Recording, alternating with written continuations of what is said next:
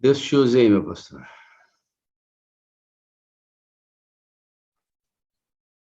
Amém, pastor Wagner, amém. Louvado seja Deus. Louvado seja o Senhor. Este texto de Ezequiel é simplesmente fantástico. Eu amo esse texto. Gosto disto. Gosto disso. Ainda há pouco, antes de sair de casa, me ajoelhei perante o Senhor. Já me ajoelhei aqui também. Estava seguindo o pedido de oração, os pedidos apresentados aqui, orando a Deus que me usasse. Eu não gostaria de aparecer. Eu gostaria de que o Senhor Jesus aparecesse através dessas palavras que eu vou pronunciar aqui durante este tempo. Mas eu lhe queria agradecer muito o convite de estar aqui, e eu me sinto bastante honrado em estar aqui, abrindo a palavra para tantos irmãos amados que acordam de madrugada, seguindo o exemplo do Senhor Jesus, para buscá-lo, para ter uma comunhão com Ele, para serem fortalecidos para o dia, como Jesus era, cada dia, não? Cada dia. Cada dia o Espírito Santo trazia perante o Senhor as suas atividades do dia, e ele seguia plenamente aquilo ali. E eu queria, antes, também agradecer, porque eu estou aqui na associação, ajudado. O Serginho fez um link com o pessoal aqui da associação, e o Washington acordou mais cedo ainda para estar comigo aqui na sala, para que a gente pudesse estar presente. Mas eu também queria fazer menção a uma pessoa que eu tenho amado, e preciso dela para ser feliz, que é Val. A Val é fantástica. Aquela administradora da Aderlândia, eu me derreto por essa menina, assim como por Conceição e Miriam.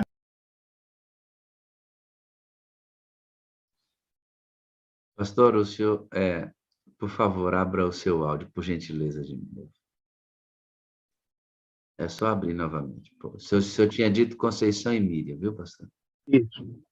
Então, eu fico agradecido a Deus pelo privilégio de estar aqui, e gostaria, mais uma vez, que o Senhor me honrasse e colocasse as suas palavras nos meus lábios nesta manhã. Eu conheci o Evangelho, pastor Wagner, em 1965. Irmãos amados, em 1965 eu era um garoto de 17 anos, e pela primeira vez eu ouvi a voz da profecia, e eu ouvi uma pregação do pastor Rabelo sobre a volta de Jesus. Nunca tinha ouvido antes algo assim. E naquela ocasião eu entreguei meu coração ao Senhor. 1964, na verdade, perdoe. 1965 foi o ano do meu batismo, no dia 9 de junho de 1965, pelo pastor Orlando Ritter, no IAE, falecido Ritter. Um irmão, um pastor dedicado à obra do Senhor. E aprendi a amar a Bíblia. E destaco na Bíblia 2 livros de que eu gosto muito. No Velho Testamento, aprecio o livro do profeta Isaías, e no Novo Testamento, aprecio sobremaneira o livro do apóstolo João. E eu gostaria, então, de meditar um pouquinho nesse texto, nesse Evangelho de João, começando do capítulo 1. Nós não vamos sair do capítulo 1, mas eu quero meditar com os irmãos acerca disto. E eu peço que você abra a sua Bíblia no Evangelho de João, no capítulo 1, e vamos ler desde o verso 1 e fazer algumas aplicações. Eu gosto sempre de falar sobre este assunto, e a gente sempre traz nuances diferentes enquanto fala sobre este assunto. E o texto começa assim: no princípio era o Verbo, e o Verbo estava com Deus, e o Verbo era Deus. Ele estava no princípio com Deus. Todas as coisas foram feitas por ele, e sem ele nada do que foi feito se fez. Nele estava a vida, e a vida era a luz dos homens. E a luz resplandece nas trevas, e as trevas não a compreenderam. Houve um homem enviado de Deus, cujo nome era João. Este veio para testemunho, para que testificasse da luz, para que todos crescem por ele. Não era ele a luz, mas para que testificasse da luz. Ali estava a luz verdadeira, que alumia todo homem que vem ao mundo. Estava no mundo, o mundo foi feito por ele, e o mundo não conheceu. Veio para o que era seu, e os seus não o receberam. Mas a todos quantos o receberam, deu-lhes o poder de serem feitos filhos de Deus, aos que creem no seu nome, os quais não nasceram do sangue, nem da vontade da carne, nem da vontade do varão, mas de Deus. E o Verbo se fez carne e habitou entre nós, e vimos a sua glória como a glória do unigênito do Pai, cheio de graça e de verdade. Esse texto me emociona sobremaneira. Eu gosto desse texto, amo esse texto. No princípio, João começa o seu evangelho falando do Senhor no princípio. Deixe-me trazer a informação aqui que você já sabe, é só para você relembrar. O evangelho de João foi escrito numa época em que a igreja estava sendo muito atacada. Havia cristãos e não cristãos que diziam que Jesus não era Deus. Se Jesus não era Deus, ele não podia salvar. Os agnósticos estavam ali com a sua doutrina para, sob a influência satânica, arrefecer, diminuir ou mesmo até fazer desaparecer o cristianismo da face da terra. Esse é o trabalho do diabo. Esse é o trabalho dele. Tirar do homem a glória de Deus. Mas João escreveu este evangelho aproximadamente no ano 90 da nossa era. E ele começa dizendo, no princípio era o Verbo. Eu gosto desse começo. No grego, enarkerologos. No princípio era o Verbo. A minha Bíblia traduz como verbo, a sua talvez, a de alguém aí pode traduzir como palavra. Eu gosto da tradução da palavra, mas eu prefiro o verbo porque o verbo denota movimento. A palavra pode ser um substantivo, pode ser um adjetivo, pode ser um pronome, pode ser uma conjunção, pode ser uma preposição, mas o verbo denota movimento. Eu fui, eu vim, eu fiz, eu aceitei, eu amei, eu fui salvo. Movimento. Movimento. Nada estático. E João diz, no princípio era o Verbo. E o Verbo estava com Deus, e o Verbo era Deus. Cada vez que eu leio esse texto, a minha mente vai de volta a Gênesis, que começa do mesmo jeito. E em Gênesis, no hebraico, diz assim, Bereshit bara Elohim et hashamayim et haaretz. Você sabe o que quer dizer isso. No princípio, criou Deus os céus e a terra. Os judeus filosofavam muito com esta palavra no princípio.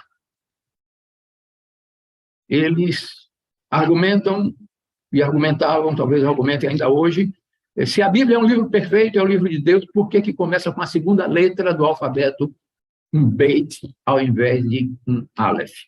Isto é tolice. Moisés escreveu dizendo, no princípio, criou Deus os céus e a terra. Bereshit bara Elohim et hashamayim et haaretz. João escreveu, no princípio era o Verbo, e o Verbo estava com Deus, e o Verbo era Deus. Vamos permanecer por um pouquinho de tempo em Gênesis 1. Olha, vou repetir para ficar bem memorizado e bem lembrado. Bereshit bara Elohim et hashamayim et haaretz. A tradução é, no princípio criou Deus os céus e a terra, certo? Mas Moisés escreveu um pouquinho diferente. Moisés fugiu à concordância. Quando ele escreveu, no princípio criou Deus os céus e a terra, que é uma frase completa, ele alterou a concordância. Ele colocou o sujeito da frase no plural e colocou o verbo no singular. Em outras palavras, no hebraico está escrito assim, como em português. No princípio, criou os deuses, o céu e a terra. Elohim é o plural de Deus. El é Deus. Lembra de Jesus na cruz? Eli, Eli, lama sabachthani. Eli, meu Deus. O pronome pessoal no singular para eu, em hebraico, é ani. O pronome pessoal no plural é anarno. Então, quando Jesus disse Eli, ele estava dizendo meu Deus, pessoal, meu Deus. Pronome possessivo, meu Deus. Anarno nos faz lembrar uma outra expressão que é usada, uma outra palavra usada para Deus. Lembra? e chamá-lo-ão de Emanuel. Literalmente, Deus com nós. No português melhorzinho, Deus conosco. Eli, Eli. Elohim, o plural. Então, quando Moisés fala aqui, Elohim, ele está falando da divindade. Em princípio, você pode entender, está falando do Pai, do Filho e do Espírito. Eu gosto de entender que ele está falando do Pai e do Filho. Então, a divindade estava presente no processo da criação. Mas Moisés introduz logo em seguida o Espírito Santo, quando diz, e o Espírito de Deus se movia sobre a face das águas. Olha que perfeição, que coisa linda. Aí vem João, tantos anos depois, e diz, no princípio era o Verbo, e o Verbo estava com Deus, e o Verbo era Deus. A palavra Deus aqui é Theou, ou Theos. Theos, Deus. Este verbo estava no princípio com Deus. De que princípio? Tanto arque, porque no grego diz enarque rologos. Tanto arque quanto reshit é um princípio, como é que eu vou dizer? Sem princípio. Na linguagem humana, tanto Moisés quanto João estão afirmando que Deus é eterno. Esse Deus do Novo Testamento é o mesmo Deus do Velho Testamento, e ele é eterno. Ele está falando aqui da divindade. O Verbo estava com Deus e o Verbo era Deus. Note, no princípio era o Verbo e o Verbo estava com Deus e o Verbo era Deus. A igualdade entre as pessoas da divindade se faz presente aqui. Aí João faz uma ênfase. E ele diz, ele estava no princípio com Deus. Ele quem? O Verbo. Ele enfatiza mais ainda. Ele diz, todas as coisas foram feitas por ele. E sem ele, nada do que foi feito se fez. Então, a gente entende que Jesus era o executivo do processo da criação. A irmã White diz isso com muita clareza no Patriarcas e Profetas, na história da redenção. Cada vez que ela fala criação, ela enfatiza a pessoa de Jesus. E a gente sabe perfeitamente que Jesus é o Jeová do Velho Testamento. E isto é muito bonito, isto é muito lindo. João, então, começa apresentando o seu evangelho, diferente dos outros evangelhos sinóticos de Mateus, Marcos e Lucas, apresentando Jesus como Deus, não como um profeta. Não apenas como, de uma maneira assim mais restrita, o Messias. Ele está apresentando Jesus como Deus. E no transcurso do livro, ele vai apresentar Jesus como um Deus salvador. Aquele Deus que Moisés falou, se referia a um Deus misericordioso, tardio em ira, grande beneficência. Um Deus que é capaz de chorar as nossas lágrimas. Um Deus que é capaz de chorar e sentir as nossas dores, as nossas aflições, as nossas mais absolutas necessidades. Esse é o Deus maravilhoso, esse Deus de amor que João apresenta desde o princípio aqui do seu evangelho. No princípio era o Verbo, e o Verbo estava com Deus, e o Verbo era Deus. Ele estava no princípio com Deus. Todas as coisas foram feitas por ele, e sem ele nada do que foi feito se fez.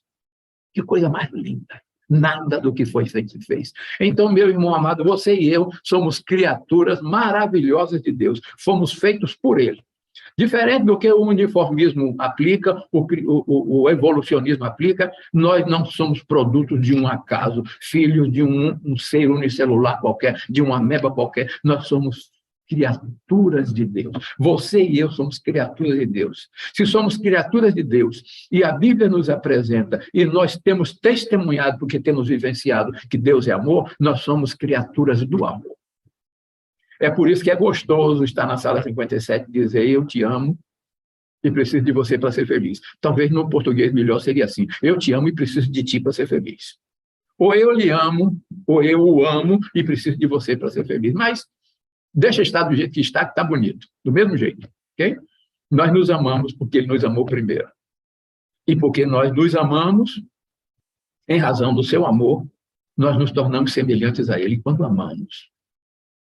O que João está querendo dizer é que o ser humano, como criatura de Deus, é simplesmente capaz de amar, refletindo o amor de Deus. Mas João, aqui nesse texto, ele introduz uma outra coisa. Veja no verso 4, ele diz assim, nele estava a vida, e a vida era a luz dos homens. Ele acrescenta dois elementos importantes aqui. A primeira é a vida. Quando eu estava falando sobre isso na igreja, e havia um biólogo lá, e eu disse que este texto no grego, João não usou a palavra bios. Em grego, essas duas palavras, há duas palavras para a vida. Uma é bios e a outra é zoe. E o irmão biólogo achou interessante e perguntou por quê. E eu disse para ele, porque bios, e João usou a palavra certa, é diferente de zoe, porque bios é uma parte da zoe. Zoe é a vida completa. É a vida que vem de Deus, que Ele nos dá. Deus não nos deu, não nos proporcionou, não nos criou com uma vida pela metade, com uma vida apenas biológica. Não. Deus nos criou com a zoe, com a vida completa. Por isso que Ele disse assim, eu vim para que tenham vida e a tenham em abundância. A abundante vida de Deus. A eterna vida de Deus. Foi com esta vida que você e eu fomos criados. E é para esta vida que você e eu seremos um dia restaurados, glorificados para com Ele estar eternamente. Note que João está apresentando este Jesus, Deus eterno, ligando-nos com a eternidade. O outro elemento que ele coloca aqui neste mesmo verso é a luz. Nele estava a vida e a vida era a luz dos homens. Qual é a palavra grega para luz? Fotos. Fotografia. Fotos mais grafal, do verbo, significa escrita com luz. Então, a palavra fotografia tem esse significado. Lembra da máquina antiga? Talvez até hoje as modernas sejam assim. A sua imagem é gravada no filme. A sua imagem é gravada na memória da máquina fotográfica. É escrita com luz. Precisa de luz para que a sua imagem apareça, ou seja gravada no filme, ou no Uau! No que, rapaz? Na memória da máquina. Deixa eu usar a palavra memória para não ficar tentando pensar na palavra aqui. Então, ele apresenta luz. Agora, que tipo de luz? Veja no verso 5. E a luz resplandece nas trevas. Opa! A luz é o oposto das trevas. A luz é o oposto das trevas. Gênesis diz que Deus criou a luz. E disse Deus, haja luz, e houve luz. A palavra criadora de Deus criou a luz. E esta luz passou a ser a luz dos homens. Ao mesmo tempo que está falando a luz física, está falando da luz que ilumina todo homem que vem ao mundo, que é o Senhor Jesus Cristo, que é a divindade, que é a pessoa do Espírito Santo, que é o Pai eterno, né? E essa luz que veio e não foi compreendida. Que tragédia! As pessoas não apreciaram a luz. Nós hoje, talvez mais do que nunca, saibamos o valor da luz, quando falta energia. Quando a gente está ligado na televisão, no computador, fazendo estudo, fazendo qualquer coisa em casa, e de repente tudo escurece e a gente, puxa, falta luz, trevas. E Jesus veio para iluminar o mundo. Então, João faz um breve parênteses aqui e diz no verso 6, se referindo a João, houve um homem enviado de Deus cujo nome era João. Este veio para testemunho, note, ele veio para testemunho, para que testificasse da luz, para que testemunhasse da luz, para que falasse da luz. Que luz? O Senhor Jesus Cristo. Lembra? E a luz resplandece nas trevas. Nele estava a vida, e a vida era a luz dos homens. Aí ele vem para testificar da luz. João não era a luz, é o que o discípulo do amor está dizendo. O Batista não era a luz, mas veio para que testificasse da luz. Note que há uma repetição, e quando há esta repetição, ele está enfatizando. Está deixando muito claro para todos, os discípulos de João e os não discípulos, que ele não era a luz era o Senhor Jesus. Então, ali volta João ao texto, ao seu objetivo, fechando parênteses, diz: ali estava a luz verdadeira que alumia todo homem que vem ao mundo. João Batista não podia fazer isso. Ele era apenas um reflexo da luz verdadeira, mas ele não podia alumiar todo homem que vem ao mundo. Mas Jesus pode. Jesus é Deus. Jesus é Senhor. E aí João acrescenta uma outra coisa, aumentando o foco sobre o Senhor Jesus. Estava no mundo. Quem estava no mundo? A luz. Quem é a luz? O Senhor. O Verbo. Deus. Estava no mundo. E aí apresenta de novo o Senhor Jesus como Criador. O mundo foi feito por ele. Jesus é o Criador. Jesus é o Criador. Ele está apresentando Jesus como Criador. Criador de quê? Criador do mundo. Criador de tudo que há sobre a face da terra. Estava no mundo, e o mundo foi feito por ele, e o mundo não o conheceu. E o mundo não o conheceu. Veio para iluminar. E permanece iluminando. Veja, voltando ao verso 4. Do verso 1 em diante, com exceção aqui do verso 4, ou melhor, do verso 5, desculpe, estava João usando o verbo no passado.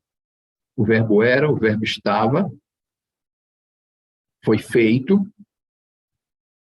estava a vida era a luz dos homens, mas quando chega no verso 5, João comete o mesmo erro de Moisés, e a luz resplandece nas trevas. Ele passa a usar o verbo no singular, singularizando a pessoa do Senhor. E a luz resplandece nas trevas, mas as trevas não a compreenderam.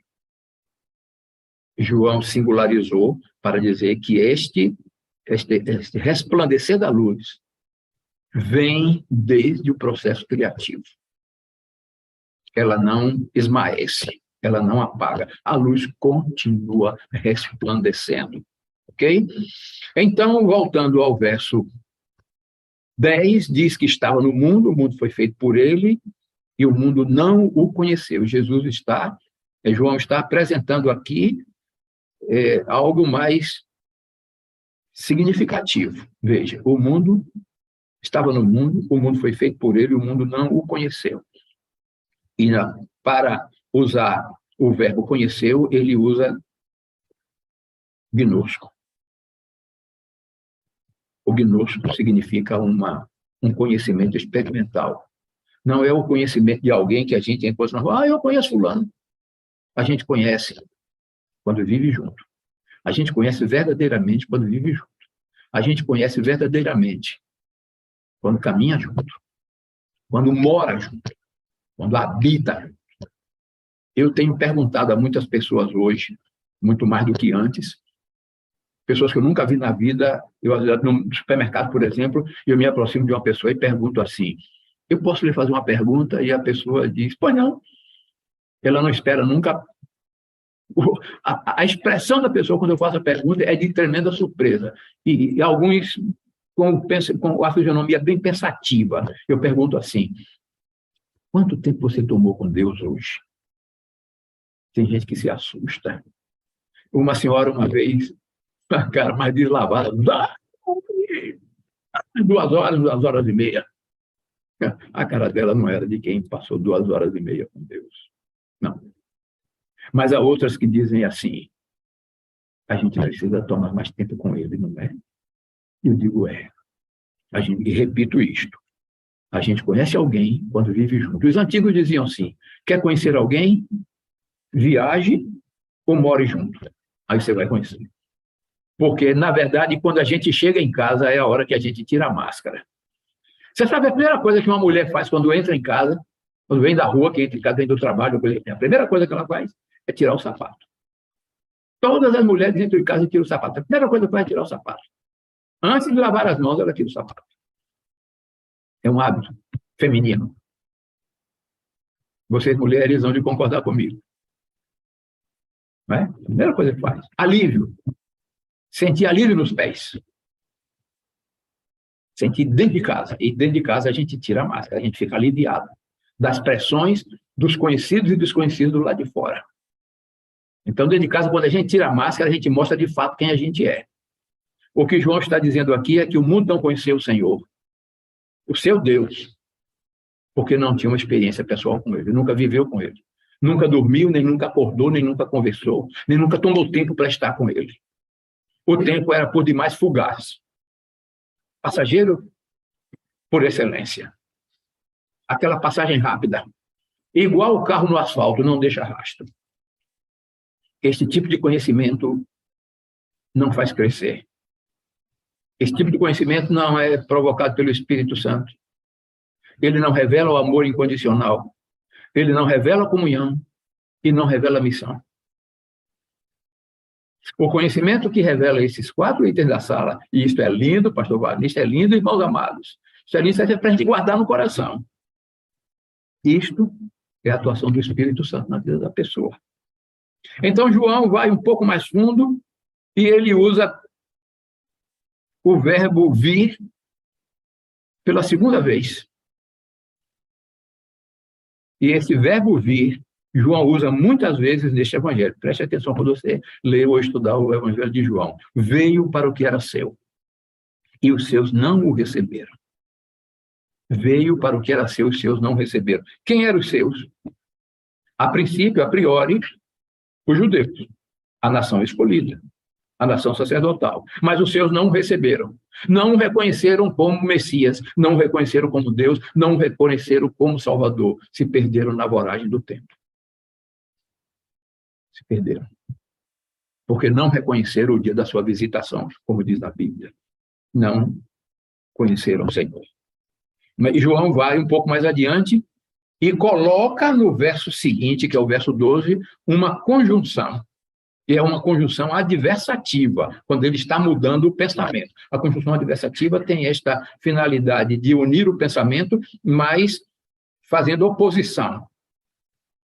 Ele diz, mas a todos quantos o receberam. Veja que no verso 11, João não diz, veio para todos os que eram seus. Ele diz apenas, veio para o que era seu. E os seus não receberam. Mas quando chega no verso 12, ele usa todos. Mas a todos, não a globalidade, porque o que vem depois, ele deixa com muita clareza. Todos quantos o receberam, todos quantos o receberam, deu-lhes o poder de serem feitos filhos de Deus. Deu-lhes o poder, todos que receberam. Você que já recebeu Jesus, você tem o poder de Deus na sua vida. Que poder? Eu vou citar 2 palavras bíblicas gregas usadas na Bíblia, inclusive. Uma delas é dinamis. Dinamis nos faz lembrar dinamite, aquela explosão, aquela coisa toda. Paulo usa dinamis várias vezes. Mas a outra palavra, que a que João usou, é exousia. Exousia é o poder no sentido de ter direito, de ter uma chance, de ter uma oportunidade. Então, leia de novo comigo. Mas a todos quantos receberam, deu-lhes a oportunidade de serem feitos filhos de Deus. Deu-lhes o direito de ser filhos de Deus. E quando eu falo isto, aí eu vou para o final do grande conflito, quando a irmã White, ali e em outros textos, ela diz assim, quando nós entramos no reino dos céus, nós sentíamos que tínhamos perfeito direito de estar ali. Perfeito direito. Todos os que recebem o Senhor se tornam filhos de Deus, herdeiros, co-herdeiros com Cristo, com o perfeito direito de habitar no reino de Deus. Não é lindo isto? Este é o amor de Deus. Esta é a bondade de Deus extravasada na cruz do Calvário, na pessoa do Senhor Jesus, desde o princípio. Um Deus de amor, um Deus de misericórdia, um Deus perdoador que me emociona, que me faz chorar. Um Deus perdoador, Deus que ama. Louvado seja o Senhor por isso. Querido Pai, como deixar de amar um Deus assim tão maravilhoso, tão doce, tão querido, tão capaz de perdoar, de cobrir as nossas faltas com a justiça do Senhor Jesus? Como deixar de amar o Senhor? Como deixar de ouvir agora do Espírito Santo falando ao nosso coração? Falando com esse amor eterno, que nos dá de novo o direito de viver a vida eterna, a vida do Senhor, a zoe do Senhor. Eu te amo e te adoro, Pai, porque Tu és o meu Deus. Tu és o meu Senhor. Tu és o Deus e o Senhor desses que estão aqui nesta sala, dos que estão ouvindo agora o Teu Espírito, falando ao coração, através das palavras do Teu Evangelho. Louvado sejas Tu. Louvado sejas Tu, porque és bom e a Tua misericórdia dura para sempre, é eterna. Querido Pai, que bom que Tu nos deste esta oportunidade, este direito de ser de novo filho do Senhor. Mas, irmãos amados, João coloca um porém. E ele diz assim, aos que creem no seu nome. Você que crê, você pode ter a mais absoluta certeza de que você é filho de Deus. É isto que João está enfatizando aqui. É isto que João está dizendo aqui. Deu-lhes o poder, o direito de serem filhos de Deus aos que creem no seu nome. Crer não é apenas dizer eu creio. Este crer aqui não é esta graça barata que se vê oferecida por aí. Este é um crer de algo profundamente enraizado no coração. Quando se reconhece a pecaminosidade, a tremenda finitude contrastada com a tremenda ou excepcional infinitude do Senhor, de Deus. E aí João traz mais uma outra pérola, no verso 13. Ele diz que estes que receberam, estes que creem no seu nome, não nasceram do sangue, não nasceram da vontade da carne, nem da vontade do varão, mas de Deus, porque este Deus foi que falou ao seu coração, ao meu coração, este Deus que desde o princípio vem falando aos corações dos homens. Este Deus que desde o princípio amou o mundo de tal maneira que deu a Noé o direito de pregar durante 120 anos enquanto fazia arca, clamando e esperando por arrependimento dos antediluvianos. De um povo que presenciou e que viu Enoque sendo arrebatado, enquanto Enoque pregava de Deus, pregava acerca do amor de Deus, da misericórdia de Deus, convidando o povo ao arrependimento. Louvado seja Deus por esse amor incondicional. Louvado seja Deus por esse Espírito Santo que fala ao nosso coração e nos converte, nos faz nascer de novo, nos torna novas criaturas em Cristo Jesus. Você já parou para pensar nisso, meus irmãos amados? Estou falando igual a irmão Raquel, você já parou para pensar? Já parou para pensar nisso? Esse Deus maravilhoso que nos ama com amor eterno. Olhe, como diz o profeta, está lá, com amor eterno te amei, com amorável benignidade te atraí. Nós não fomos atraídos de qualquer maneira ou por qualquer criatura, nós somos atraídos pelo Senhor das criaturas, pelo Deus eterno, o Deus que nos ama com amor incondicional, o Deus que abandonou a sua glória, o Deus que abandonou provisoriamente, naturalmente falando, a adoração das hostes celestiais e veio se humilhar, tomando a forma humana. E Paulo diz assim, pior ainda, indo à morte, e pior ainda, a morte de cruz. Paulo superlativou esta humilhação de Deus para nos salvar, demonstrando, vou repetir a palavra, a infinitude deste amor eterno que nos alcança hoje e que nos faz regozijar o coração, que nos faz alegrar de tal maneira que vem lágrimas aos nossos olhos, porque este é o Deus de amor, é o Deus de misericórdia, é o Deus Salvador, é o seu Salvador, é o meu Salvador, é o nosso Salvador, que nos une com um amor eterno. E João termina esta parte no verso 14, dizendo, e o verbo se fez carne e habitou entre nós. Olha que privilégio, habitar entre nós. É verdade que João usou aqui a palavra skene, tabernáculo, tenda. É verdade que é uma morada provisória. Pessoalmente. Mas ele está sempre conosco, invisível aos nossos olhos. O Senhor sempre esteve presente neste mundo junto aos filhos seus. Mas Na maneira misteriosa da encarnação, o Senhor participou conosco das nossas dores, participou das nossas aflições, participou das nossas pobrezas, participou das nossas tristezas, também participou das nossas alegrias, ao ver as pessoas ouvirem-no e se achegarem a Ele em humilhação e dizer: Senhor, salva-me. Senhor, se quiseres, podes tornar-me limpo. Senhor, filho de Davi, tem misericórdia de mim, que a minha filha está miseravelmente endemoniada. Senhor, eu não sou digno de que entre na minha casa, diz apenas uma palavra.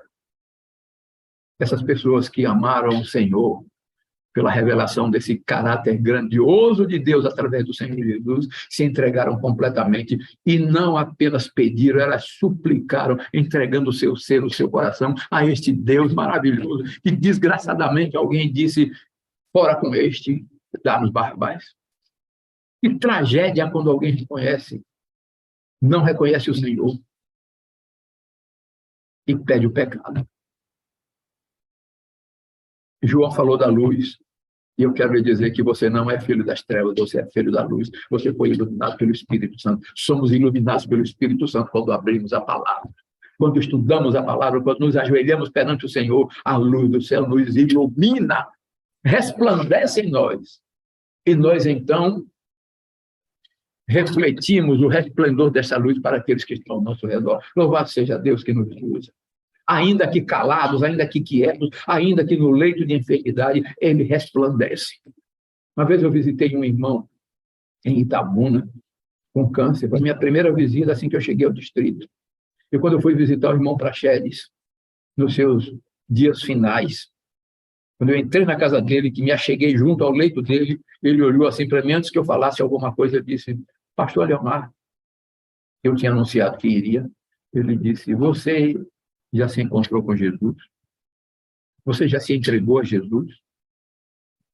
E eu olhei assim para ele e disse: porque eu já me entreguei a Jesus. Eu estou pronto para o meu Senhor. Eu me senti tão pequeno naquele dia. Eu me senti tão pequeno naquele dia. Ele não estava pedindo nada. Ele tinha certeza do seu futuro eterno. Ele tinha certeza que o destino dele, como o destino de cada um de nós, é a eternidade em Jesus, por Jesus e com Jesus. Isto é maravilhoso. Isto é simplesmente maravilhoso. Simples de entender. Maravilhosamente nos deixa atônitos e impressionados com esse amor que dura para todo sempre. O Verbo se fez carne e habitou entre nós. E eu posso ver a glória do Senhor nas situações simples da vida. E você pode ver também se você prestar atenção. Deixe-me contar de uma pequena experiência para ir terminando. Olha, anos atrás, em 1999, eu tive o coração partido quando a minha filha foi acidentada de carro indo fazer o terceiro ano de psicologia na UAP, na Argentina. Ela morreu poucos dias depois, 6 dias depois. E a minha mulher teve uma visão enquanto orava em casa, com ela nos braços de um anjo. E a minha mulher disse que ela devia ter telefonado às 6 da manhã. Era 8h30, quando ela disse assim: eu vi a Tita, era o apelido dela, o nome dela era Aline, eu vi a Tita nos braços de um anjo. Alguma coisa aconteceu, mas eu sei que ela está guardada. E ela estava guardada. Ela estava guardada. Seus órgãos pararam de funcionar e ela faleceu na sexta-feira por volta das 8 da noite, após o pôr do sol. E para mim foi um choque, porque eu me lembrava da visão que a minha mulher teve ao lado do anjo e eu orava pedindo a Deus que fizesse a vontade. E eu disse ao médico intensivista da UTI: ela não vai morrer, não. Ele me disse: os seus órgãos estão falhando, estão me preparando. Eu disse: ela não vai morrer, não. Ela vai ficar boa. Mas o Senhor não permitiu. Mas o maravilhoso Deus, que já vinha dando alguns sinais do seu cuidado, das suas maravilhas entre nós. Mesmo não respondendo à minha prece, nem a prece da minha mulher, nem a prece de milhares de irmãos espalhados por este país, em alguns lugares do mundo, que oravam por ela. O Senhor providenciou todas as coisas para a gente chegar aqui 2 dias depois, após o embalsamamento. E quando o corpo chegou ao aeroporto, e não veio num avião de carga, veio num avião de passageiro, porque Deus interferiu. Estava na alfândega, estavam demorando de liberar o corpo, e a minha cunhada foi até lá, uma das minhas cunhadas, para saber o que estava acontecendo, e encontrou uma amiga, e disse: você é por aqui e tal, e aquela conversa: o que você está fazendo por aqui? Não, eu vim ver, o problema está demorando liberar o corpo da minha sobrinha. O corpo, essa menina é sua sobrinha? Se é. Pois é, nós estamos aqui impressionados, porque pelas leis argentinas e brasileiras, essa menina não devia estar aqui hoje. No dia que ela morreu e está aqui, ela não devia estar aqui. Como não devia estar aqui? Não. As leis não permitem. Aí ela disse: lembra de Ayrton Senna? Quanto tempo o Senna demorou para chegar ao Brasil? E Ayrton Senna era uma figura nacional, internacional. Mas essa menina está aqui, a gente não sabe por quê. Você sabe explicar por quê? Eu não sei, deixa eu perguntar para o pai dela. O pai dela é pastor. A moça disse: o pai dela é o quê? Pastor. Ah, então está explicado, não precisa perguntar mais nada. E o corpo foi liberado. E o pastor Demóstenes fez um sermão bonito no serviço fúnebre. E enquanto ele estava falando, eu estava querendo dizer alguma coisa, como se Deus quisesse falando por mim, e eu dizia: Senhor, eu não posso falar, eu não vou conseguir falar. Mas se tu me deres condições, tu me falares por mim, eu falarei. E quando o pastor Demóstenes terminou o sermão, eu pedi a palavra: irmãos, acredite, falei sem embargar a voz. Completamente diferente do que estou falando agora. O Senhor me usou naquele dia. Falei com uma clareza tão grande que uma senhora chegou para uma amiga da minha mulher e disse: até hoje eu não acreditava na ressurreição. A partir de agora eu creio na ressurreição. Este é o seu Deus, esse é o meu Deus, que exerce o seu poder, a sua graça, nas coisas simples da vida. Deus nos honra quando nós tomamos tempo para honrá-lo. Olhe, lembra de Samuel? Aqueles que me honram, honrarei. Aqueles que de madrugada me buscam, me acharão. Você pode ter certeza que você é achado pelo Senhor cada dia que você acorda de manhã, que você coloca seus joelhos no chão, que você vem à sala 57, que você acorda 4h, 4h30, que você vem à sala 57. E você participa da atuação do Espírito Santo. Você participa e entende o amor incondicional de Deus. Você participa desta comunhão maravilhosa. Você se entrega nesta missão de anunciar e de espalhar o link, de falar do amor de Jesus. Você pode ter certeza de que o Senhor habita em nós e que dentro em breve você vai ver a glória do Senhor glorificado. Você vai estar glorificado. Mas há algo interessante aqui. Voltando aqui ao verso 11, eu fiz uma pergunta e respondi. Veio para o que era seu. Em princípio, os judeus. Mas em seguida, você. Veio para o que era seu, os seus não receberam. Você recebeu verdadeiramente o Senhor Jesus. Esta é a igreja de Deus. Eu não tenho a mínima dúvida. Esta é a igreja do Senhor. A igreja adventista do sétimo dia é a igreja do Senhor. É o profeta que Deus enviou a este mundo para anunciar a vida do Senhor, para falar deste amor incondicional de Deus, para nos convidar à comunhão, para nos ajudar e nos usar para proclamar este amor ao mundo inteiro. Ele, para isso, usa o Espírito, conforme o Senhor Jesus prometeu. Mas em Apocalipse, capítulo 3, abra sua Bíblia comigo lá, para eu ir terminando. O apóstolo João escreveu as palavras do Senhor no verso 14 e 15. E o anjo da igreja que está em Laodiceia escreve: isto diz o Amém, a testemunha fiel e verdadeira, o princípio da criação de Deus. Eu sei as tuas obras. Deus conhece cada um de nós. Deus conhece você. De cima para baixo, de baixo para cima. Por dentro e por fora. Deus conhece você. Deus me conhece. Deus nos conhece. Ele conhece cada coisa que a gente faz. O Senhor tem acesso aos nossos pensamentos. Os anjos de Deus têm acesso aos nossos pensamentos. E quando você quiser orar, não se preocupe em orar em voz alta, não, porque o Senhor tem mais poder do que o diabo.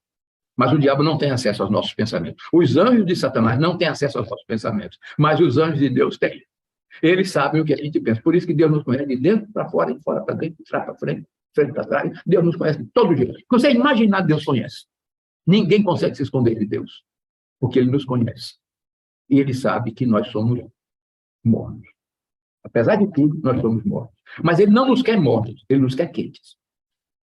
Ele nos quer quentes. Para que quentes? Para pregar o Evangelho. Para anunciar a vida do Senhor. Ele nos quer tão quentes que nos deu sinais de que Ele está voltando. E eu gosto de dizer que o Senhor está ali na esquina. Eu gosto de dizer, eu sempre acreditei que o Senhor está ali na esquina. E agora eu vou dizer algo que vai retinir nos seus ouvidos e que às vezes eu me impressiono. Porque eu estava orando um dia, não faz muito tempo, pedindo ao Senhor que voltasse. Estava suplicando ao Senhor, derramando meu coração perante o Senhor. E ali, com o coração aberto, contrito, eu pedi ao Senhor o que nunca tinha pedido antes. Eu disse, Senhor, me permita estar em pé e ver Jesus voltar. Me permita, querido Pai, ver o Senhor voltar por meus olhos. Ser transformado naquele momento, no abrir e fechar de olhos. Me permita, Pai, ver Jesus voltar. Mas me prepara para isso. Me prepara, Pai, para eu ver Jesus voltar com a minha mulher, com meu filho, com sua família, com meus irmãos da igreja. Me permita ver Jesus voltar. Está entre aqueles que serão transformados no momento. E, de repente, eu escutei dentro da minha cabeça, você verá.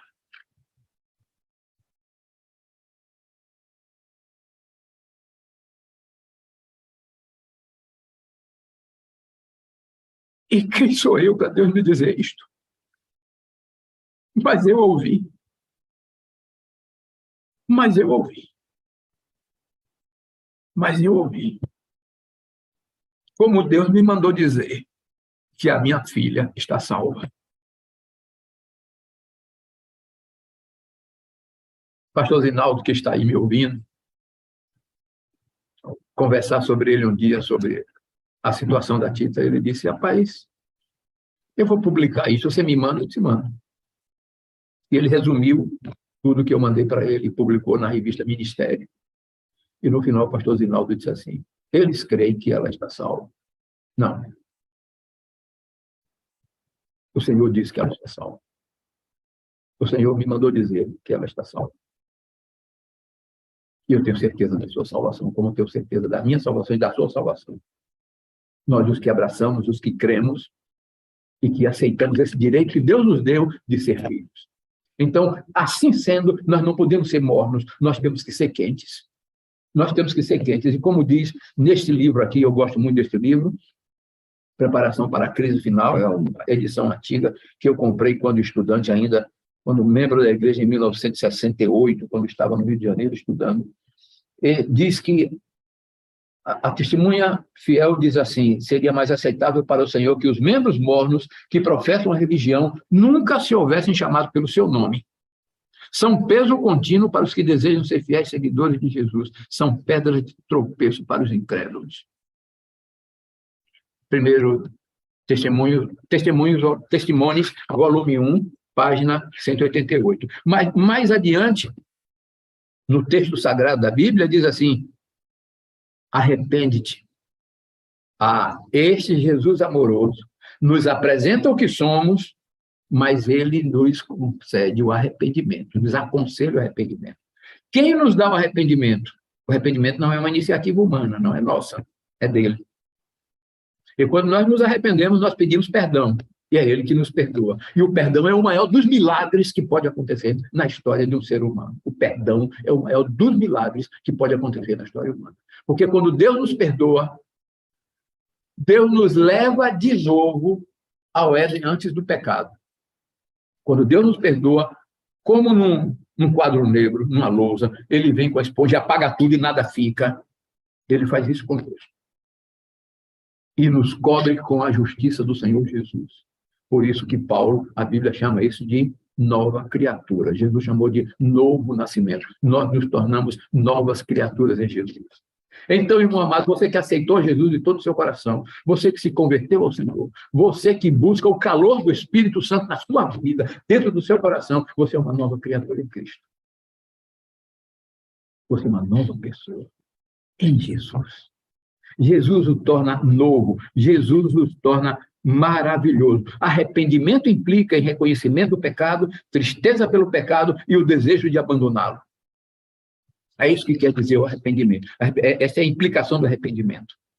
E quando ele nos convida ao arrependimento, ele nos aconselha que a gente compre. Compre o quê? Aconselho-te que de mim compres ouro provado no fogo, para que te enriqueças, vestidos brancos para que te vistas, e não apareça a vergonha da tua nudez, e que unjas os teus olhos com colírio para que vejas. O ouro provado no fogo é a fé e o amor. Você sabe disso, só lembrando. O amor é a essência e a súmula da lei. É o supremo princípio da vida, é o supremo princípio guiador de uma vida convertida, semelhante à de Cristo. Semelhante à de Cristo. Não semelhante à de ninguém, mas à do próprio Senhor. Semelhante à de Cristo. E a única forma de ter amor é apropriar-se da fonte bendita, que é o Senhor Jesus Cristo. Né? A fé, junto com o amor, nos permite viver constantemente, diz a irmã White, na plácida atmosfera do céu. Estabelece entre a alma e Deus um vínculo tão inquebrantável que nada pode romper, exceto o pecado, a não ser o pecado. Então, ele nos aconselha também que nós adquiramos outra coisa, os vestidos brancos. O reconhecimento da nossa própria pecaminosidade, da nossa própria incapacidade e indignidade. O Senhor nos ajuda, nos faz entender. Afasta o teu orgulho, abandona a tua infatuação espiritual, quebrando o teu coração diante do Senhor ao cair sobre a rocha da tua salvação. O apropriar-se da fé da justiça de Cristo, ele nos deseja imputar e conceder. Então, nós concluímos que o homem é justificado pela fé, sem as obras da lei, conforme diz Paulo em Romanos, capítulo 3, verso 28. Bom, há duas classes de justiça, e eu vou terminar com isto aqui, pastor Wagner. A primeira é imputada. Esse é o nosso direito ao céu. Somos justificados. Quando somos justificados, recebemos essa justiça imputada. E creu Abraão, e isto lhe foi imputado como justiça. Lembra? Ok. Isto é o nosso direito ao céu. Isso nos justifica. Nós recebemos pela fé. Exclusivamente pela fé. E de que maneira? Efésios diz da maneira que só Deus podia imaginar. E simples, mas é gratuito. Ninguém precisa pagar nada. Ninguém precisa fazer nada. Ninguém precisa comprar alguma indulgência. Nada. Você só tem que aceitar e se entregar com todo o seu coração ao Senhor, cumprindo a sua vontade, fazendo a sua palavra. A outra parte é a santificação. É o Espírito Santo que nos santifica cada dia. Santifica-os na verdade, a tua palavra é verdade. Daí a importância que a gente tem que ter e estudar a palavra de Deus. Conhecer a palavra de Deus. Esta santificação, você está pronto para ouvir? Nos torna semelhantes ao Senhor. Eu vou dizer algo que a gente não costuma pregar na igreja. Esta santificação é o processo da vida inteira.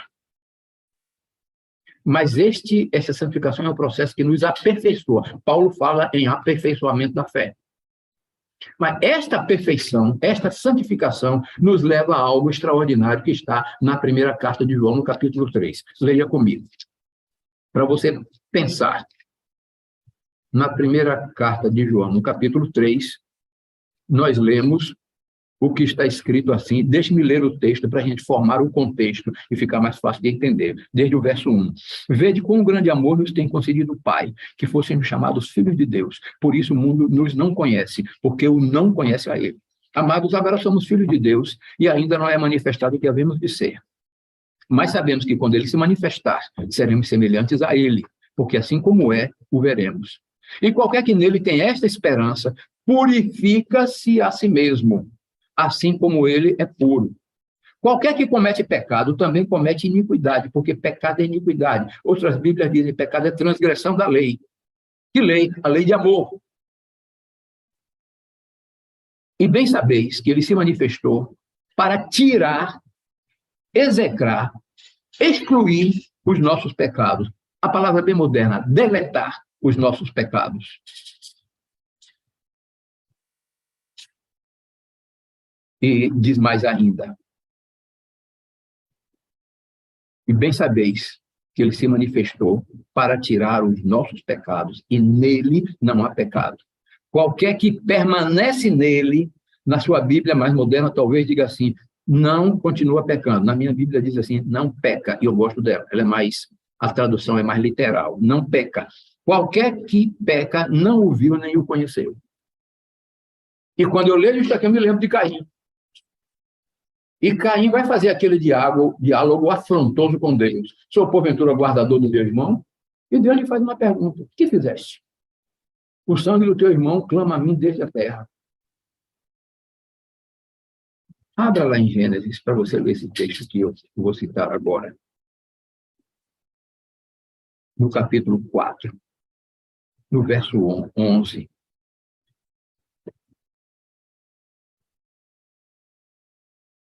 Está escrito assim: agora és tu maldito desde a terra, que abriu a sua boca para receber da tua mão o sangue do teu irmão.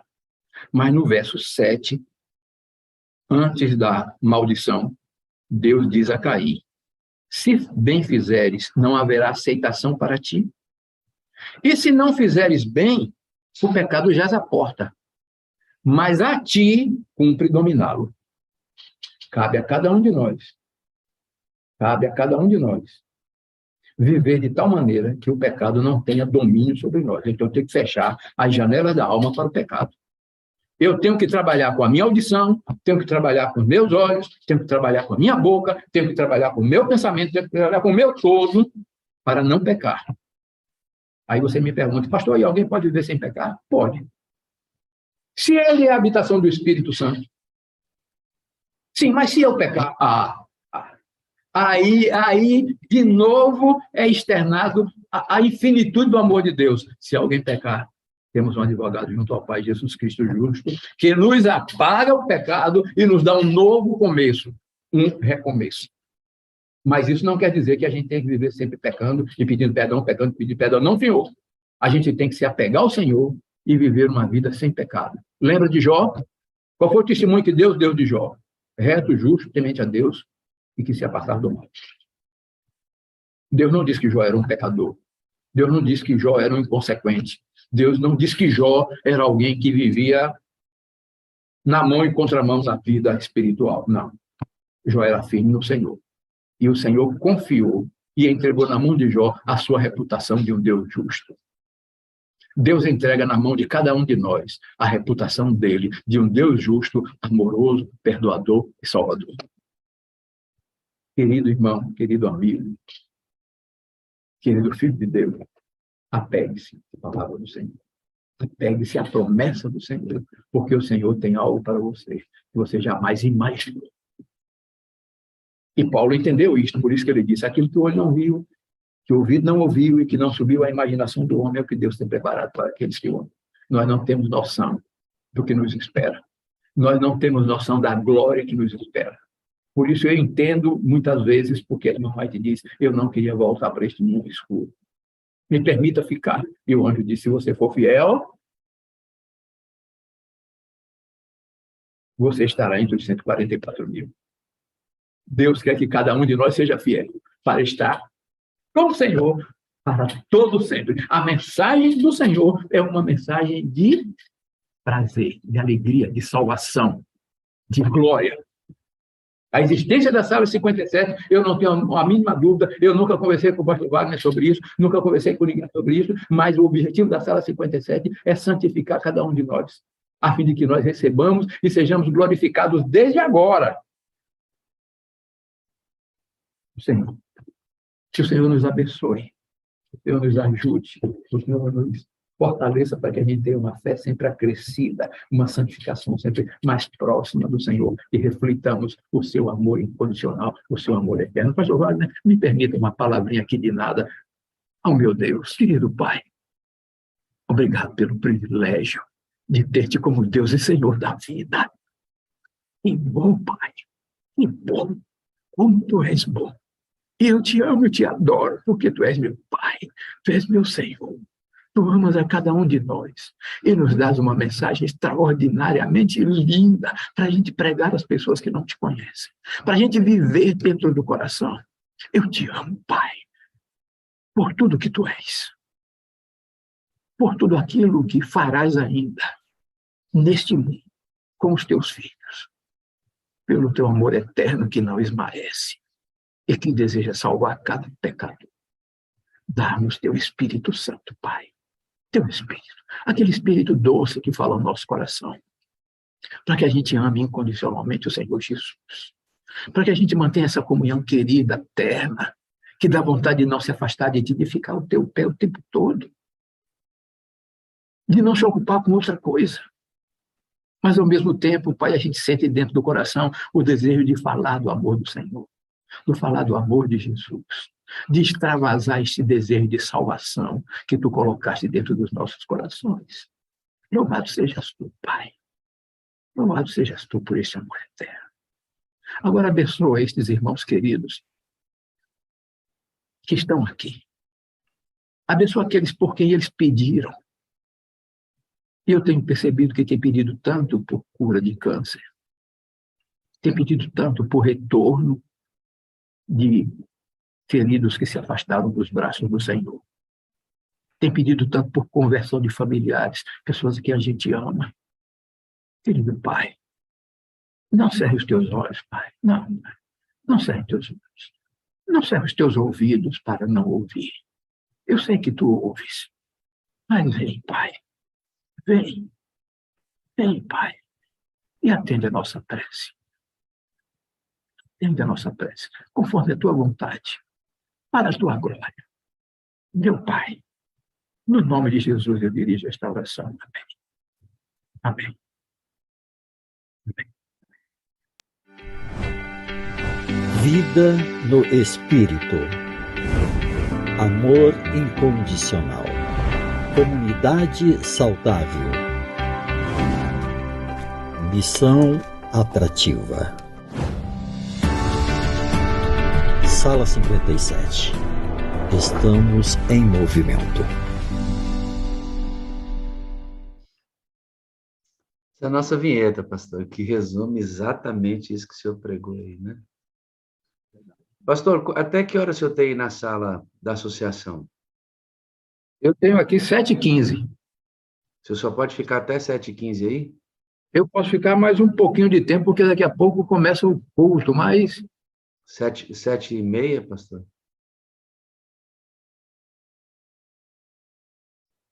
Pode ser até um pouquinho mais, mas Então, tudo bem. Vamos até 7h30 com o senhor aqui. Eu conversei com o Gustavo, que é o pastor que vai dar o testemunho, e ele pode graciosamente entrar amanhã comigo, porque eu fiquei muito sensibilizado com a ideia de que nós devemos conversar um pouquinho mais, se o senhor permitir. Porque, pastor, assim, há muitas pessoas sofrendo hoje, sofrendo muito. A Covid, ela aproximou muito a morte da gente, né, pastor? A gente ouvia falar sobre morte nos noticiários de televisão, nas grandes catástrofes, etc. A Covid trouxe a morte, as notícias da morte para as nossas famílias e para pessoas muito próximas. E aqui na sala, pastor, existem muitos corações ainda sangrando pela morte de pessoas recente dessa catástrofe que foi a Covid.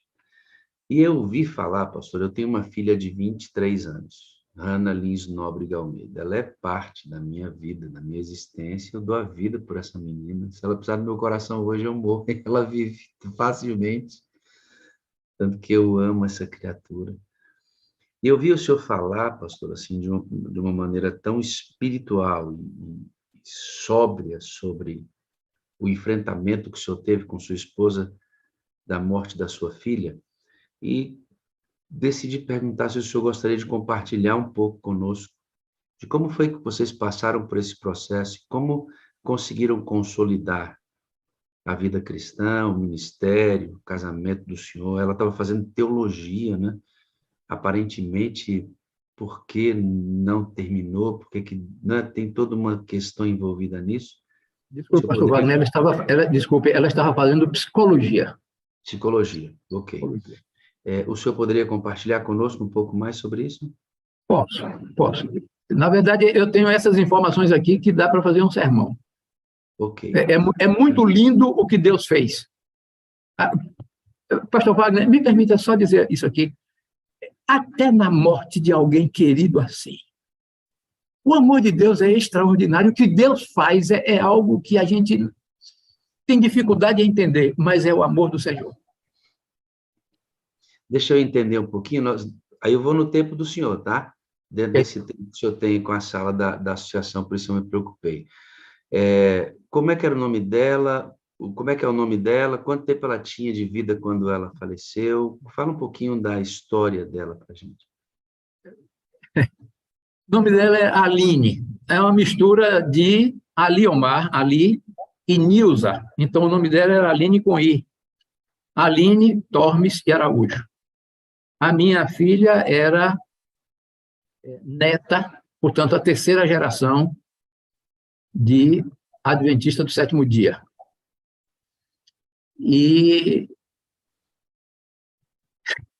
ela gostava muito de ler a revista Nosso Amiguinho. E a revista Nosso Amiguinho, no passado, tinha um bocado de pesquisas, de histórias e perguntas e respostas. E ela respondia tudo aquilo. E um dia chegou o tempo de querer fazer o vestibular. E a gente perguntou, e você quer fazer o quê? E ela disse, eu queria fazer psicologia. Eu levei um susto. Psicologia? Sim. E aí veio uma preocupação. Eu vou falar baixinho para todo mundo ouvir, porque aqui tinha uma psicóloga adventista formada aqui na Universidade Federal do Rio de Janeiro, e era a única escola que oferecia psicologia, que ela clinicava com um copo de água. E aí eu fiquei preocupado, ela vai aprender o quê? A minha filha, até um ano antes dessa decisão, ela tinha vergonha de sair de casa até para ir para o mercado, apesar de ter estudado no IAN, no internato. E a gente dizia, Tita, porque assim, então, meu pai, de repente, foi fazer psicologia. Eu disse, bom, para você fazer psicologia, você vai ter que estudar numa escola adventista. E a gente não tem uma universidade, uma faculdade adventista de psicologia aqui no Brasil. A gente tem duas opções. Vou lhe colocar Monte Morelos, no México, eu pensando na língua, e na UAP, na Argentina. E ela disse, eu vou para a UAP. E eu me lembrei, disse assim, você, amigo, dias atrás não tinha vergonha de sair. Não, mas eu vou. Eu vou para me preparar para servir a Deus. Eu levei um susto. Você vai se preparar para servir a Deus? Tá, vamos embora. Fizemos todos os preparativos. Pastor Wagner. E a danadinha não foi, pastor Wagner? Ela fez o vestibular aqui, passou direitinho, e foi sozinha com uma amiga para o UAP. E lá foi recebida por um primo, que chegou à noite, recebeu em casa, dormiu, no dia seguinte pegou o ônibus e foi para a cidade de Entre Rios, onde está o UAP. E ali começou a estudar. Mas quando ela, no terceiro ano, iniciando o terceiro ano que ela sofreu o acidente, ela tinha ia fazer 21 anos. O acidente foi no dia 8 de março. Ela ia fazer 21 no dia 8, no dia 17 de abril, a data do seu nascimento. Foi muito doloroso. Na flor da idade. Agora, deixa eu dizer mais uma coisa. Depois que ela morreu, a gente foi pegando as coisas dela, um bocado de coisa a gente deu, mas livros e revistas, coisa assim. Ela tinha guardado a pilha de nosso amiguinho, pastor Wagner. E todas as questões que ela respondia, as pesquisas, o que se fazia ali para despertar interesse no aluno, tudo era voltado para servir a alguém. Encaixava perfeitamente na psicologia. E ela tinha uma capacidade muito grande de percepção. O que eu não tenho, ela tinha. A mãe, do mesmo jeito, ela herdou isso da mãe. Não herdou a incapacidade do pai. O pai tem que estudar muito, tem que malhar muito para entender das coisas. Tem que pedir muita ajuda de Deus para entender das coisas. Mas ela tinha essa capacidade de percepção. Ela ia ser uma ótima psicóloga. Mas Deus impediu. E ele sabe por quê. Ele sabe tudo. Pastor, eu preciso perguntar isso por último, para as pessoas que estão aqui serem fortalecidas na fé. Como é estar na sua rotina e receber a notícia do acidente da filha? Esse é um impacto tremendo. E como é, pastor, receber a notícia do falecimento da filha? Como é isso, pastor? Na época, eu era capelão do Hospital Salvador, que pertencia ao Golden Cross. Eu ajudei muita gente a enfrentar a morte. Mas, na hora que ocorre com a gente, é bastante diferente. Para mim, foi bastante diferente. Foi algo inesperado. Mas Deus foi misericordioso conosco, pastor. Porque ele mostrou à minha mulher que a Tita estava no braço do anjo. Deus foi preparando. Ela chegou ao aeroporto de Ezeiza, em Buenos Aires, aí meia-noite, uns quebradinhos, horário certo. E tinha pedido a um professor de educação física da universidade, que tinha um táxi especial, que fosse buscá-la. E a gente dizia: Tita, durma em Buenos Aires, não vá. E ela disse: não, meu pai, a gente vai logo. E ela foi. E o motorista do táxi foi com um primo, melhor, desculpa, com um cunhado, buscá-la.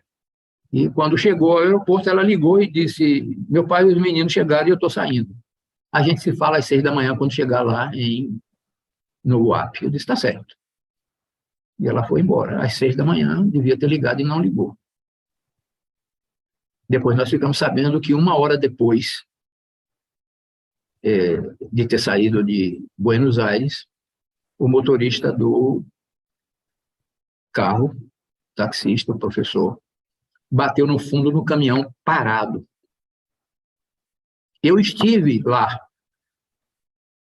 porque eles dois, tanto ele quanto o cunhado, morreram na hora.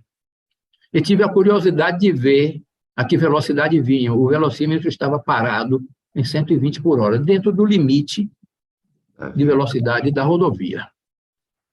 E aí um policial rodoviário disse assim: ele não observe que não há sinal de freada na pista. Eu disse: claro, eu já tinha percebido. Ele dormiu no volante. Ele disse: ele dormiu no volante. Ele não teve o que fazer. A minha filha estava deitada no banco de trás e recebeu o impacto no encosto do banco. Na verdade, ela se machucou relativamente pouco, mas com muita gravidade. Ela teve uma das pernas com fratura exposta, teve a fratura no húmero e o pulmão direito foi muito lesionado na pancada. Enquanto os dois morreram na hora, felizmente havia ali próximo uma equipe de socorro que atendeu imediatamente e a levou para Buenos Aires, para o hospital.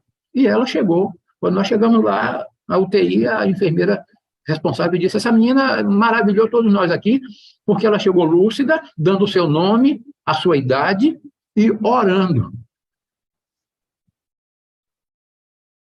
Ela impressionou a gente aqui. Agora ela está induzida ao coma para não entrar em choque por dor. Mas ela não pode sair daqui. Nós convocamos até e pedimos que a UAP mandasse uma equipe de médicos, eles têm uma faculdade de medicina lá, né?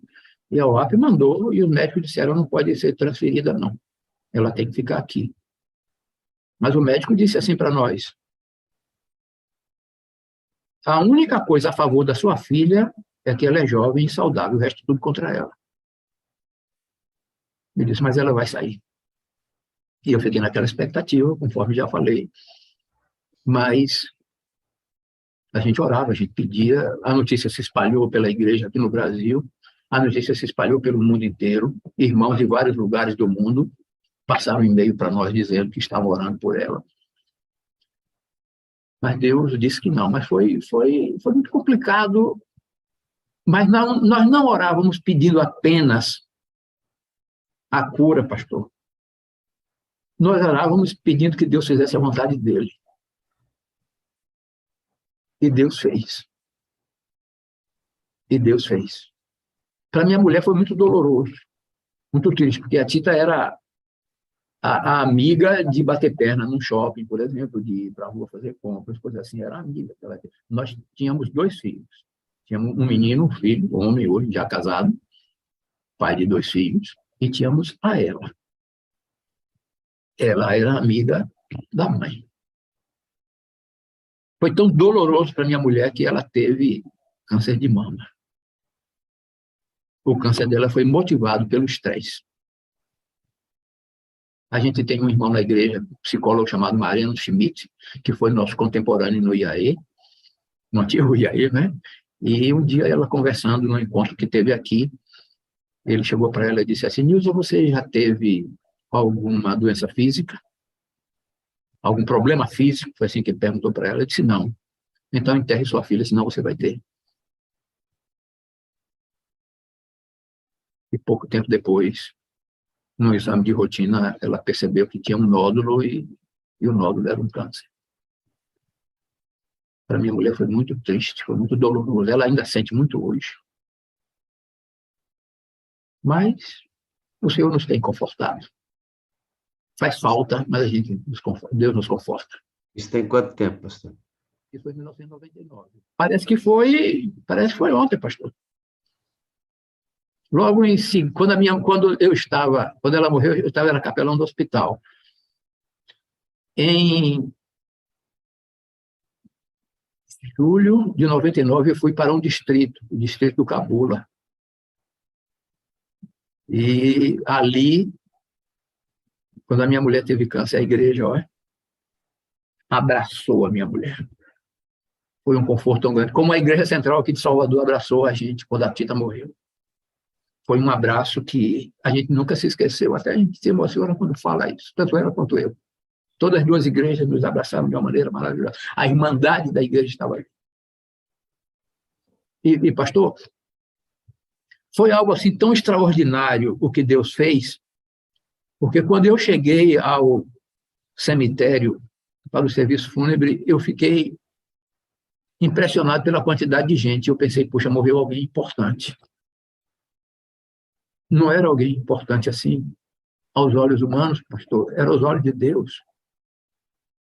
Pastor, teve irmãos que veio de Juazeiro, mais de 400 quilômetros de distância de Salvador, para nos abraçar e consolar. Teve gente que veio de Itabuna, 400 quilômetros de distância.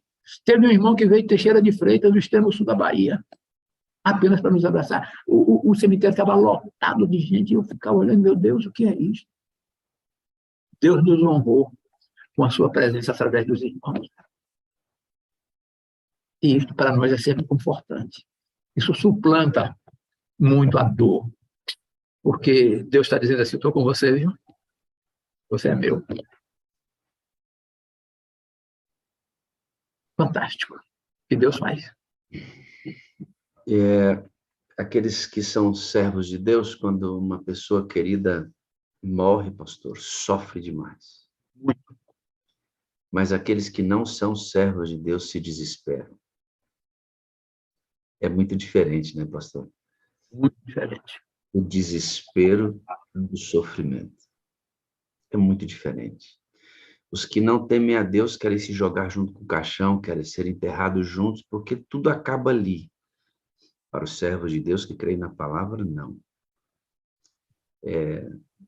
Eu não sei se foi o pastor Abdoral que disse assim, nós vamos estar juntos até depois do fim. Foi o pastor Abdoral que disse essa frase. Ela é muito verdade. É verdade. Não é, pastor? Porque depois do fim, nós cremos, tem um começo, aonde serão restituídas todas as aparentes perdas que passamos aqui.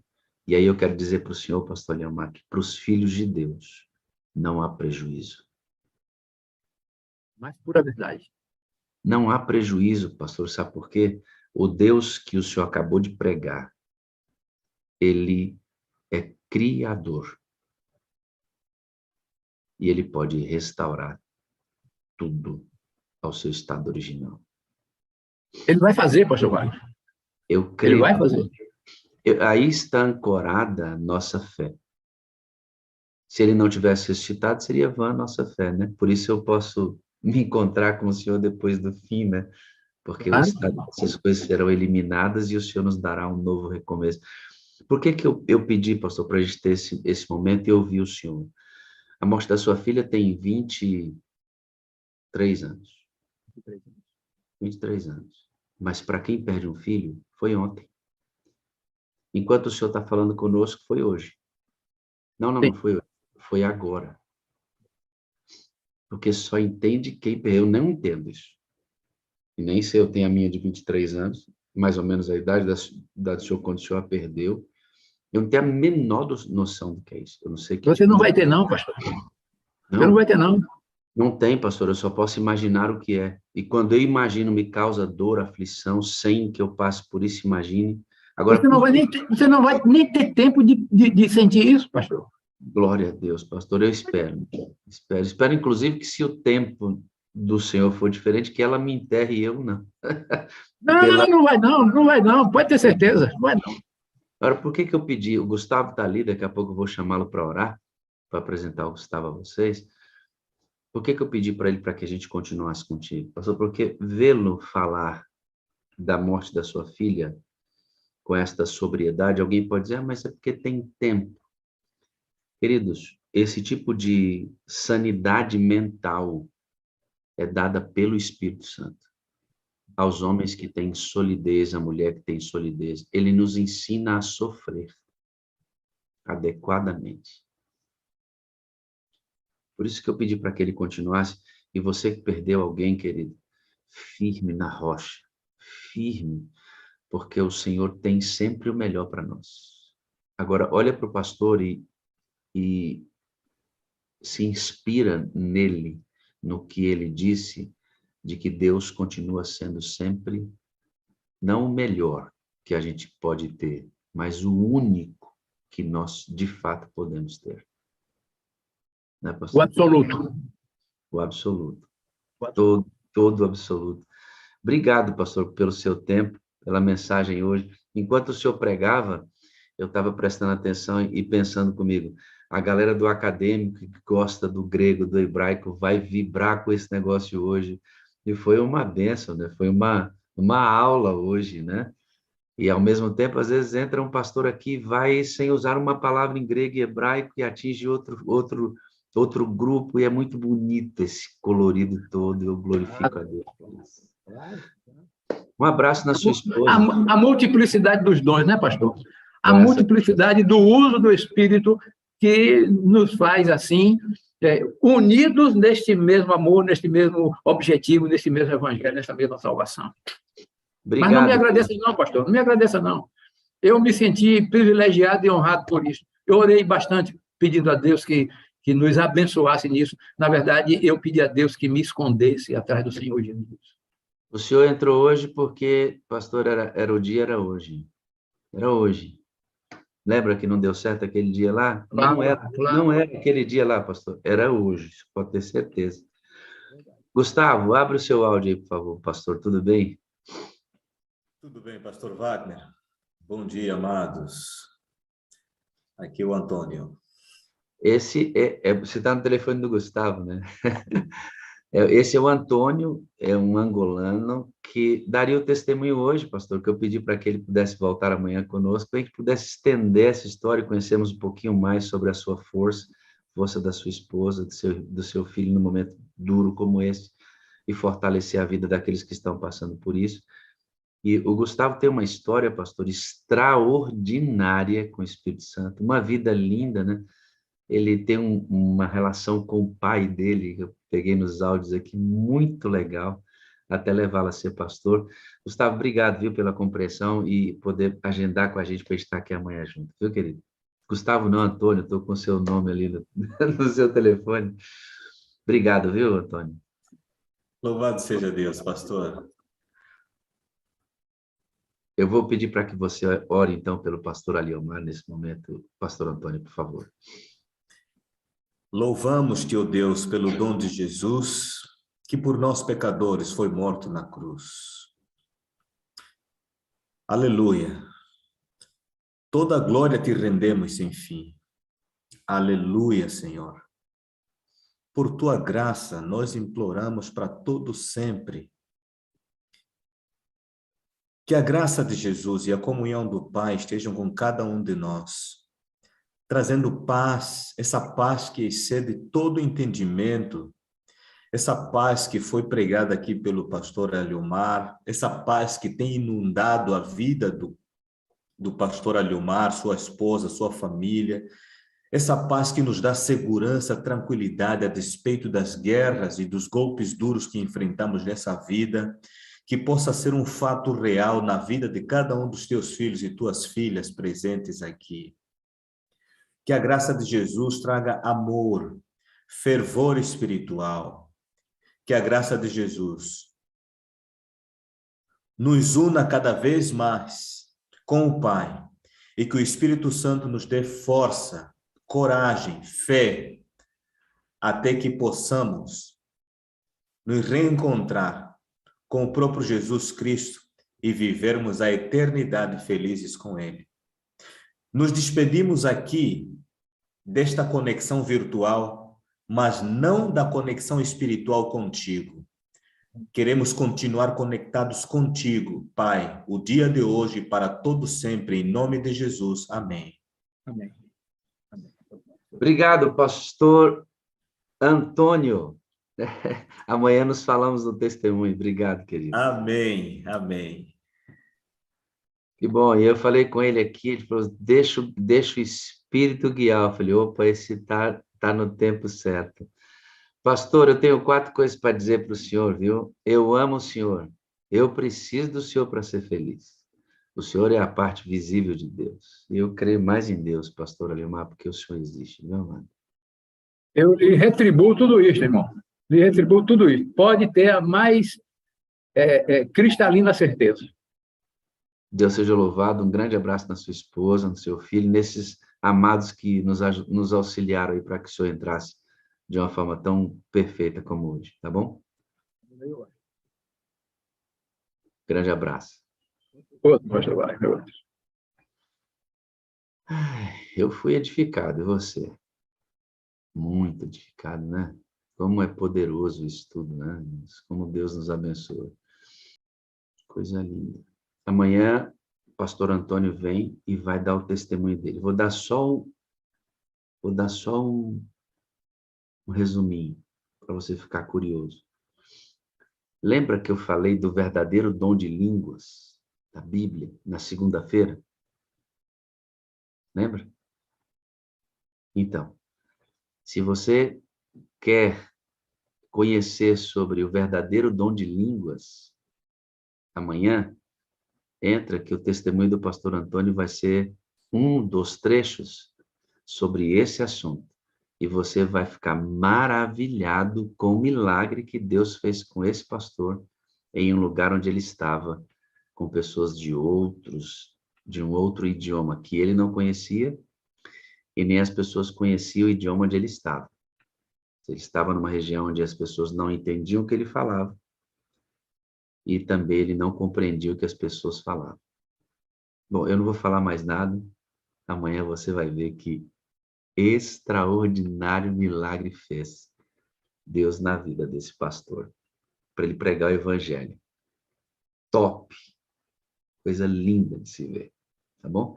Então se prepare para estar conosco amanhã e não perder essa bênção. Vamos fazer mais uma oração? Eterno bondoso Deus, nós agradecemos pela vida do pastor Aliomar.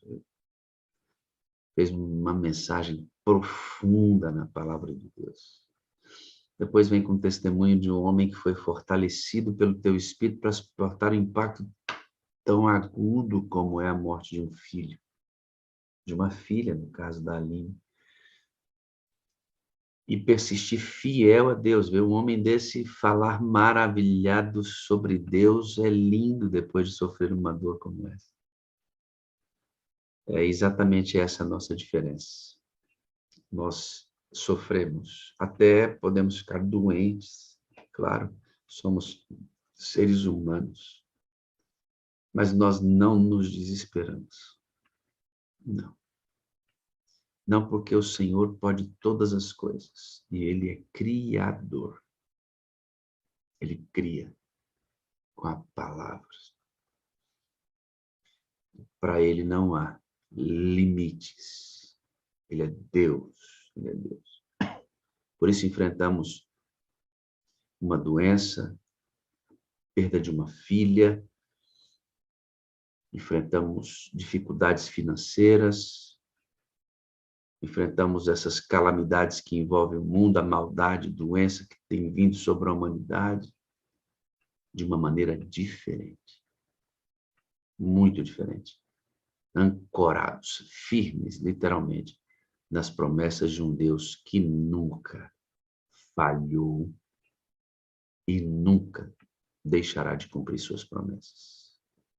Abençoe esse grupo, ó Deus, que tem vindo a esse enorme cenáculo mundial. Pedir o derramamento da chuva serôdia e diariamente o batismo do Espírito Santo. Amplia, Deus, nossa influência. Amplia a quantidade de links enviados. Amplia nossa capacidade de ir até onde os sinais da internet alcancem. E que as pessoas abram esse link e venham para águas mais profundas nesta caminhada. Batiza-nos mais uma vez, Jesus, com teu Espírito. Deus eterno, esteja tua mão de bênção sobre nós. Espírito Santo, guia-nos. Nós vamos fazer o planejamento para andar com Jesus, para estar ligado nele. Precisamos do teu poder, Espírito Santo, para ser semelhantes a Cristo, para copiar o modelo que é Jesus, para andar ligado a ele.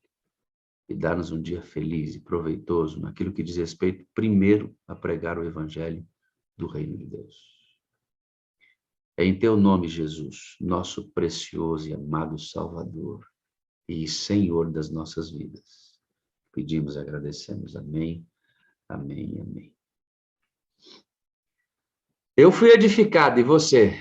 Deixa eu ver nas telinhas baixas aí, quem é que tá? Quem foi edificado aí, levanta a mãozinha e diz amém. Olha que maravilha, né? Todo mundo edificado, fortalecido, para a gente ir para a caminhada, né, irmãos? Para ir para a caminhada, porque o nosso dia só está começando. Muito bem, com muita alegria, para você que ficou até agora aqui adorando conosco. Bom dia, com alegria! Alegria! Bom dia! Bom dia!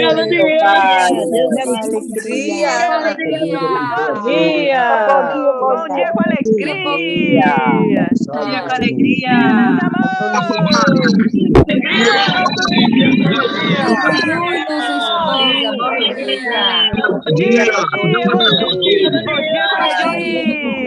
Bom dia, pastorinho! Bom dia, pastor Vitorão! Bom dia, pastor! Alegria para todos. Bom dia, pastor Eliomar! Bom dia, com alegria! Pastor Eliomar, bom dia, bom dia, bom alegria. Bom dia, bom dia. Rita, abre seu áudio aí, Rita, um pouquinho.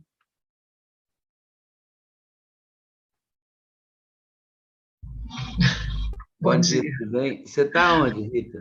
Belo Horizonte. Belo Horizonte, né? Acho linda essa sala, né? Como é que ela flutua nos estados do Brasil inteiro, né? É. Você tá há quanto tempo na sala? 2 semanas. 2 semanas, como é que você fez?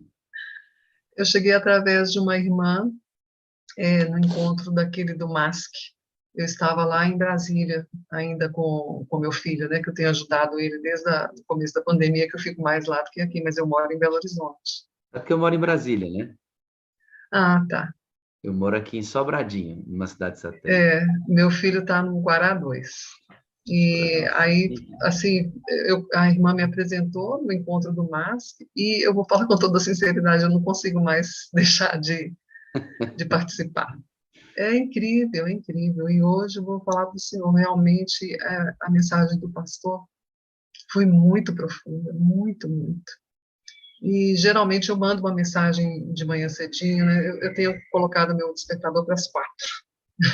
Aí eu tenho um tempo para orar, tenho um tempo para beber um copo de água, e mando uma mensagem para os meus amigos, né? E hoje não saiu mensagem, não saiu. E aí, conforme o pastor Abiomar foi pregando, eu falei, gente, é essa mensagem que eu tenho que mandar para os meus amigos hoje. Então, é essa que vai seguir daqui a pouco, quando terminar tudo aqui. É essa mensagem que vai seguir, essa mensagem de amor, né? Uma mensagem de esperança, que realmente falou, assim, profundamente ao meu coração. E eu vou contar para todos vocês, eu tenho somente 30 e poucos dias de batizada na igreja adventista. Oh, glória a Deus. Eu já creio em Jesus há muitos anos, né? Eu entreguei minha vida a Ele em 2004. Mas o caminho com a igreja adventista já segue desde essa época, né? Mas só agora eu assumi. Eu assumi essa igreja, esses irmãos, e tenho sentido um amor tão grande que eu não sei nem falar. Eu não sei nem explicar. Estamos felizes com você aqui. Deus te abençoe nessas 2 semanas de sala. Faz sua lista de transmissão e vamos colocar esse link para rodar e ajudar mais pessoas ainda, viu, Rita? O pastor Wagner, só uma coisa, o fato do senhor ter me chamado aqui agora, isso é resposta de Deus. Não pelo senhor ter me chamado, sabe, mas é o cuidado dele com a gente. Como ele cuida, né? E ele está falando para mim agora, eu estou te vendo, eu estou vendo suas dores, e eu estou vendo seus problemas.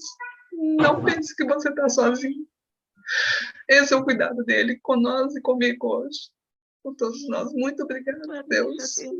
Louvado seja o Senhor que ouviu.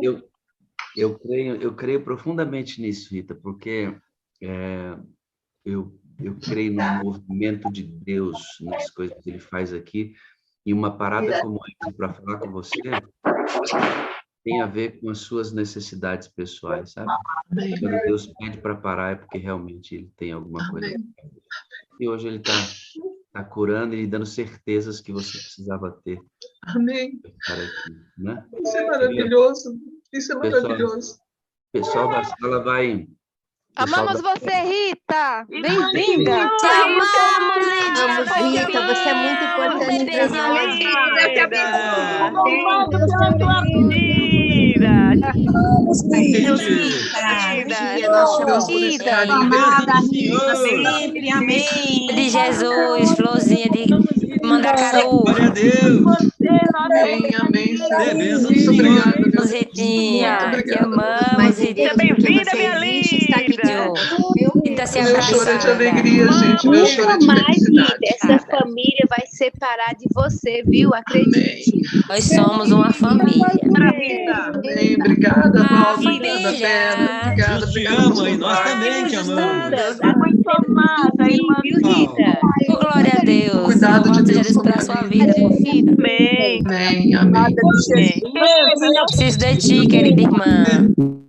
Ritinha, é o amor de Deus por você que é grandioso, viu? Grandioso. Obrigado por estar aqui, permaneça conosco. Viu? Juntas até depois do fim, viu, Rita? Amém. Acredite. Ô, João, e a Amém. Val? Glória a Deus.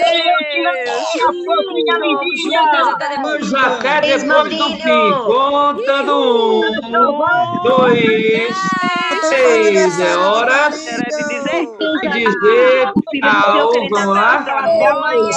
Até amanhã. Ó. Amanhã, Senhor.